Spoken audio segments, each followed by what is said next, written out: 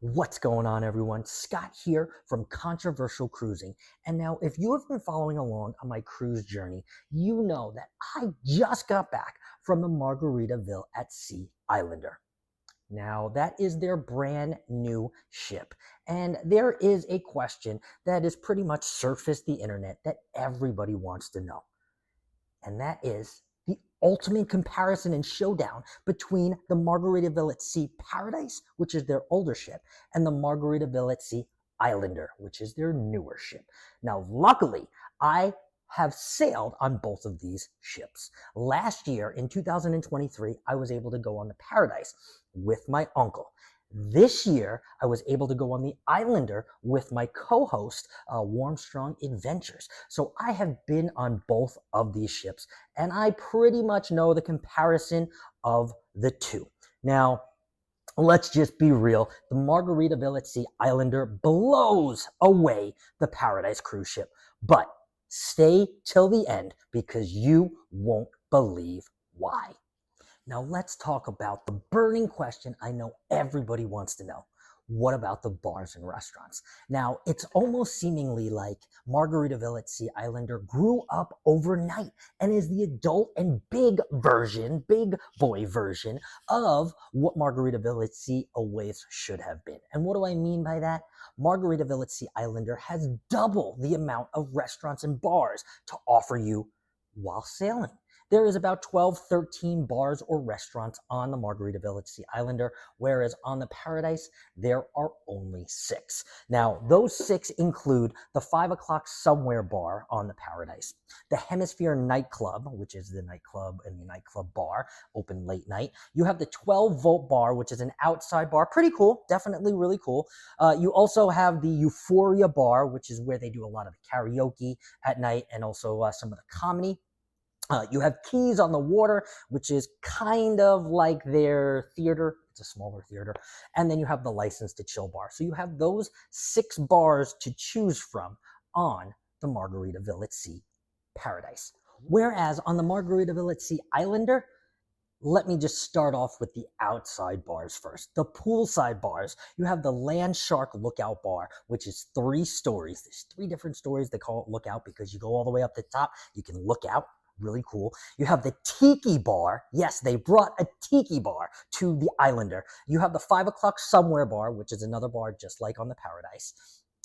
Then you also have some crafted lounges, which is really nice because the crafted lounges here, they kind of emulate this one that I'm going to talk about, emulates that alchemy feel, that craft cocktail, the Hemisphere Dancer craft spirit. So it looks and feels just like the Alchemy Bar, but it's called the Hemisphere Dancer Craft Spirit Bar. Then you also have the Flip Flop Atrium Bar, which is super cool. It's got that big flip flop in it. The Havana Daydreaming and Sports Bar. So they have a sports venue sort of with a Havana themed Latin inspired music bar, which is really cool. My favorite bar on the entire ship. They have an amazing drink you can only get in the Havana Daydreaming Sports Bar, and that is the Big Guava Rita. The Big Guava Rita. I always say Big Guavatini because you can get that down at the Flip Flop Bar. But the Big Guava Rita, if you are going on the Margaritaville at Sea Islander, make sure you go and visit a Nook and get yourself a Big Guava Margarita because that is the best drink on the ship. And then as we move, we have the Bubbles Up Lounge, which is really cool if you've ever been on a big XL class ship for Carnival, where they have the Mermaid Bar, where they have the bubble, or the Coral Bar, the Dr. Inks Bar, where they have that bubble. Same kind of feel, but just on the Margaritaville at Sea Islander. So they give you a Bubbles Up Lounge. I actually had that mango bubble margarita. It was good. It was sweet, but the bubble was really cool. The smoke came out and all that. You have the Far East Side Lounge, which is going to be their sushi bar lounge. Super cool. And then you have a Coral Reef Lounge, which is where they do a lot of the comedy and they do a lot of the side shows, things like that. There's a bar in there that is open sometimes. The Hot Nightclub, which is the nightclub bar. You have Love and Luck Casino Bar, which is super cool because the casino bar actually has its own menu and its own set of shots there. It's like 6 cocktails and 6 shots. Super cool. And then you have the JWB Prime Steakhouse bar. I think you got to be part of the steakhouse or have a reservation to go there. I'm not quite sure, but they do have a bar there. So that is 12 bars on the Margaritaville at Sea Islander. Crazy, crazy. And I haven't even talked about the food yet. And now let's get to exactly what you guys really want to know. And that is the foods in the comparison on both ships. Now, you know Margaritaville's flagship cheeseburger in paradise that they promised us on the ships. It actually did come to fruition. So if you are on the Margaritaville at Sea Paradise or Islander, either way, but let's talk about the Paradise first. You do have a cheeseburger in paradise. Now, is the cheeseburger in paradise up to a quality burger standards as far as cruise line burgers go? Maybe not. However, I went on it last year, so maybe they made some improvements. However, it's still complimentary and it's still free. So that's one of the draws. If you want to get a cheeseburger in paradise, you can absolutely do it free. Now, here are some of the other dining options on the Paradise. We have Port of Indecision Buffet, which is their buffet. Decent amount of things there. I think they could have a little bit more selection, but for the value of what that cruise line is, it's a somewhat decent buffet. Finn's Dining Room, which is their main dining room. Frank and Lola's Pizza, which is not complimentary. It's about $8.99, $99.99. I think I heard it might have gone up to $10.99 a pizza. Is it worth it in my opinion? I think so, because it is actually a really good pizza, probably one of the best pizzas at sea, in my opinion. Then we have the JWB Steakhouse, which is a paid-for specialty dining option. And then you have some in-service, room service options for the Paradise. And that is pretty much all of the options on the Margaritaville at Sea Paradise. Now, flipping that real quick to the Islander. Okay, and this is why I say they grew up. Now, try to keep up with this one. We have the Mexican Cutie Cantina, which is kind of like that blue iguana cantina on Carnival. So Mexican Cutie Cantina. You have the Finn's Dining Room again, the main dining room. You have a cheeseburger in paradise, which in my opinion, I think is better on the Islander than it was on the Paradise. We have the Port of Indecision Buffet, again, that buffet style. I thought there was more selection actually on the Paradise than there was on the Islander, but it's just my opinion. Frank and Lola's Pizzeria on this ship on the Islander, it is actually complimentary, so it's actually pretty cool. They did shrink the pizzas a little bit, but you can still taste they are not that paper thin crust or that paper thin dough. They actually have somewhat of a doughiness to it, which is really nice for a pizza at sea. And then some specialty dining options. We have the Islander Dining Room, which is right upstairs from the Finn's Dining Room. We have that steakhouse again, that JWB Steakhouse. We do have some sushi options, which is called Far Side Sushi or Far Side of the World Sushi. There is an Island Eats here, which is kind of like your lobster rolls and your crab legs, and also they do serve some chicken wings too as well. The Tiki Grill, which is also right next to it, that is where you get your chicken wings, right from the Tiki Grill. They're about $10, $10.99 for 6 of them. I wasn't able to try them. My buddy Warmstrong Adventures did try them, and he said they were okay, but they were just a little small.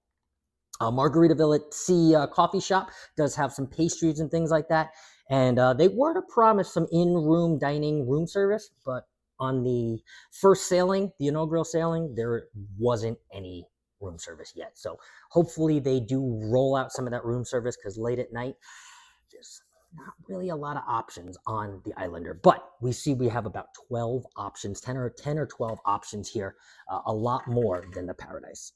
Now, here's a comparison. I know everybody wants to hear about the drink package, or at least be curious about it, okay? So there's a difference between the drink packages that are offered on both of the ships. On the Paradise, okay, first of all, I don't know if they're still doing this, but they did not let us know this, but as soon as you get on the ship, they do a buy 4 beers, get 1 free, and that's actually cheaper than any drink package that they offer. However, they do offer a drink package, which is basically a RIFD wristband, and it has 10 drinks on it. And basically, they just come over every time you want a drink, and they tap the wristband, and a drink comes off of it. So it's not really a drink package, even though it technically is. You can buy as many of those drink packages or bracelets as you want during your 2-day cruise.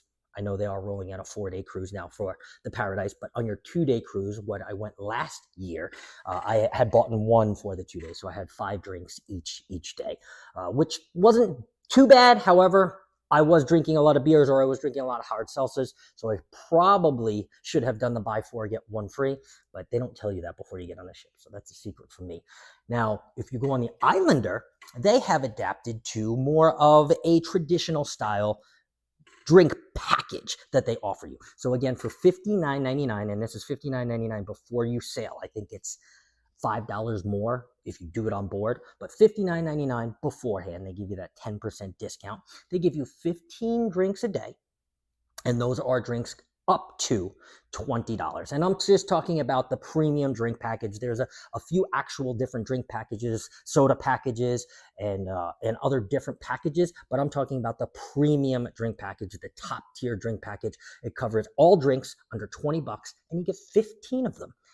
First inaugural sailing, I think they needed to work out a few kinks. They weren't really keeping track as best they could, but I hear they are keeping better track now, and you swipe your card and it comes off and you get 15 a day. So definitely a little bit different there in the style of drink packages that are offered on both of the ships. Now let's talk about some of the entertainment, particularly the live music and the production shows that are offered on both of these ships.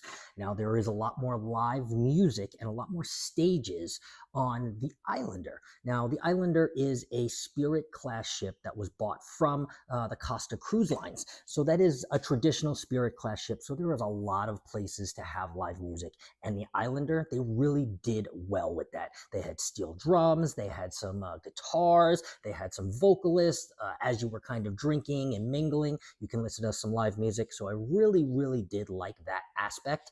There wasn't so much of that on the Paradise. There was still deck music and things like that. The sail away parties were pretty similar on both.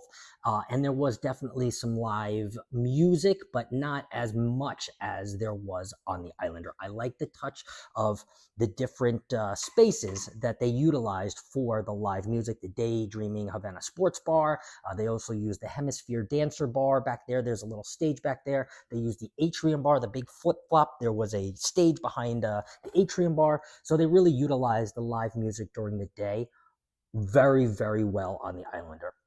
Now, the production shows are pretty much the same thing. The venues are very different sizes. It's much smaller on the Paradise than it is on the Islander, but you're still going to see Caribbean Heat. You might have a chance to see Conky Tonk, which is their the country production show, which is really good. And there's another one too, I forget. There's about 3 of them that rotate, and the shows, I have to say, are phenomenal. Probably one of my favorite things about Margaritaville at Sea is their entertainment on either ship. I enjoyed them on both ships. Again, like I said, the venue and the theater is smaller on the Paradise, but still, the performers and the entertainment, the production shows at night, don't miss those. Now, this is really just scratching the surface about both of the ships. Now, there's going to be more itinerary and different days, different ports added to the Paradise, because they're listening to you guys. They want to make sure that if you guys want to be on the ship and spend more money on the ship and enjoy that Margaritaville at Sea Paradise, even though it's just a very value budget line cruise, say, hey, we're going to give you a bigger and a longer cruise. Now, what I will say, the difference between the two ships, last year, I took the 2-day on the Paradise, and conveniently, I guess I had no idea, but a lot of people use this as a ferry boat to get over to Freeport, Grand Bahamas, and they'll stay in Grand Bahamas for a week or 2 weeks, and then they'll connect it with another cruise, because it's only 2 days, another cruise that is coming back from Freeport. I thought that was a pretty cool and unique aspect that you really don't see on other cruise lines. So, in summary, is the Islander really that much better than the Paradise? Yes, it is. It is the grown-up version of what Margaritaville at Sea always should be. And now on the horizon, they are teasing that they not teasing, they actually have some plans for about 4 or 5 different ships over the next couple years. So I am excited to see what Margaritaville at Sea is bringing to the table. But the Islander is really a big step up from the Paradise.